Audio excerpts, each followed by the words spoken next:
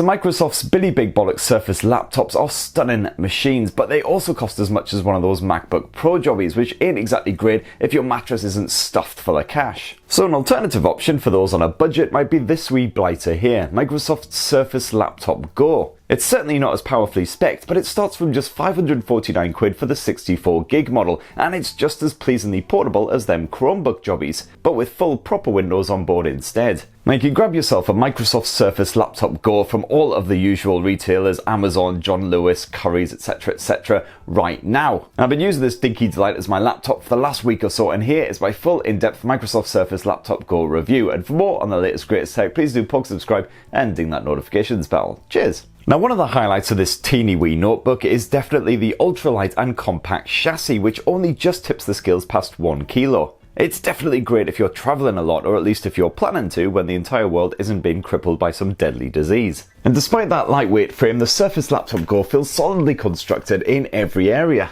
That aluminium lid is nice and stiff with just a hint of flex to protect the display within, while the plastic body underneath certainly doesn't bend under pressure. And the same goes for that screen hinge too, it's just stiff enough to keep the display firmly in place. Now you've got 3 different designs of Surface Go laptop to choose from. You've got the fresh new ice blue version, which looks very snazzy. You've also got sandstone, otherwise you've got this platinum model. And I've got to say the platinum is probably the least exciting of the 3, it's basically just your bog standard boring silver. As with most dinky laptops, your selection of ports is also rather limited. You've got a single USB-A and USB-C connection, plus the usual Surface charger port and a headphone jack. And that's it. So if you love yourself a bit of tasty peripheral action, you're going to have to look elsewhere. But another area where Microsoft really impresses with the Surface Laptop Go is that chiclet keyboard, which stretches the full width of the laptop. No space is wasted here, and so despite that compact design, you're rewarded with a typing experience that's more comfortable than slipping into a velvet onesie and belly flopping your way into a sea of marshmallows. There's only the slightest hint of flex towards the centre of the board and a surprising amount of travel as you strike each key as well, especially given that this is quite a skinny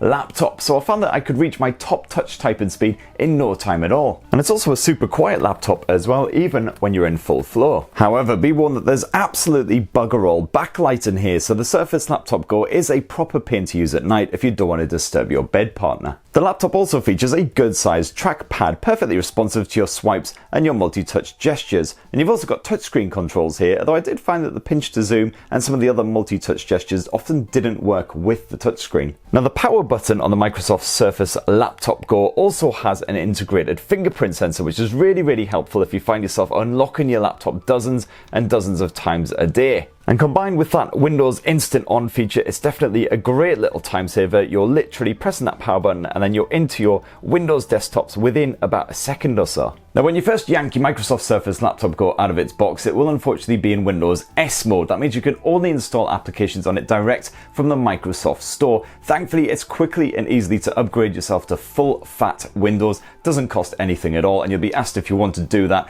the first time you try installing a bit of random software from the interwebs. Literally just takes a couple of minutes to do, it costs you absolutely nothing, and then you're free to bung on whatever random third-party software you find online. Now in the current climate, chances are you'll probably want a machine to do lots of zoom-in or team-in or whatever your video chat app of choice happens to be. For your video chat purposes, you've got a 720p webcam just housed there above the screen, and it's absolutely fine for your standard video call shenanigans. It's not thrown off too much by tricky lighting, although as usual you want to try and sit without your back to a window or anything like that. And unfortunately, there is no shield to cover that webcam when it's not in use, so you will have to just bung a bit of blue tack on there or something, but at least you do get the notification LED alongside it, which flashes on whenever the camera is being used by an application. And you've also got a pair of far-field mics built into the Surface Laptop Go to pick up your voice if you can't be bothered to wear a headset, although I did find in my tests that my voice came through a little bit distorted and those mics still clearly picked up all kinds of background noise as well. Now, I really liked Microsoft's 12.4-inch Pixel Sense display, which is bordered by relatively skinny bezels here on the Surface Laptop Go. The 1536 by 1024 HD resolution serves up just 148 pixels per inch,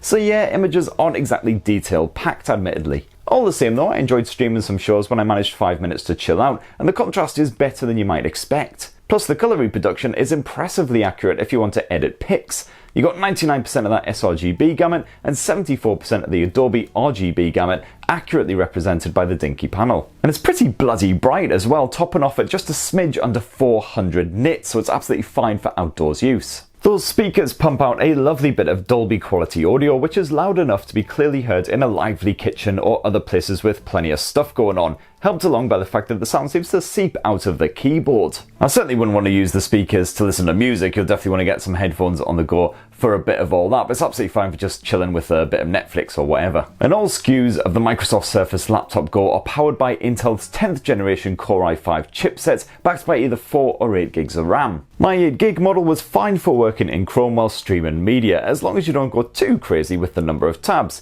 And it's fine for editing pics and other less intensive creative tasks too. You can even get away with some light gaming on the side, but I'm talking light here. Don't expect the moon on a stick. There's no dedicated GPU or anything like that. Definitely older and less demanding titles are all you will manage. I did try gaming on a bit of Killing Floor stuff like that. I did not like that at all. But apart from that, in my week with the Microsoft Surface Laptop Go, the only time I noticed any serious slowdown was when I was trying to work while also installing apps in the background. It was not a fan of that. Now, the most base model of the Microsoft Surface Laptop Go doesn't just come without the fingerprint sensor and everything as well. It also comes with just 64 gigs of storage, and that's eMMC. If you want to upgrade to an SSD, you can get either 128 gigs or 256 gigs of storage. And if you actually want to, install some apps and stuff on your laptop, I highly recommend it. Unfortunately, that SSD isn't the nippiest around. The read speeds of 2 gigabits per second aren't too lethargic, but the write speeds always came in well under 1 gigabits per second in my tests, which certainly helps to explain the slowdown when I was trying to install apps in the background. As for the battery life, well, I found I got around 5 to 6 hours of full-on use when I was working in Chrome with, again, lots of tabs open and streaming media at the same time, which ain't too bad, especially for a laptop this sort of size. And if you happen to use a browser that doesn't gobble power quite so badly as Google Chrome, then you'll probably get even longer. And when it does come time to juice it back up again, well, you can either charge it via the Type-C USB port, otherwise with the bundled Microsoft Surface charger. Of course, using the proprietary Microsoft adapter is considerably faster than the Type-C USB. In about an hour at the plug, you'll get probably around about 80% charge, which is definitely good returns. So that right there is what I thought of the Microsoft Surface Laptop Go after using it as my portable notebook for about a week. It's definitely much smaller and lighter than a lot of the competition around this sort of price point. And I definitely enjoyed using it just as my everyday machine for writing, streaming media and messing around. But bear in mind, if you want features like that fingerprint sensor and a decent amount of storage, then you will have to up the price a bit. And that lack of backlighting is definitely a proper pain in the arsehole region. So that's what I think, but what do you think? It'd be great to hear your thoughts down below, especially if you've actually been using the Surface Laptop Go as your own personal portable pal as well. And for more on the latest greatest tech, please do subscribe and ding that notifications bell. Cheers everyone, love you!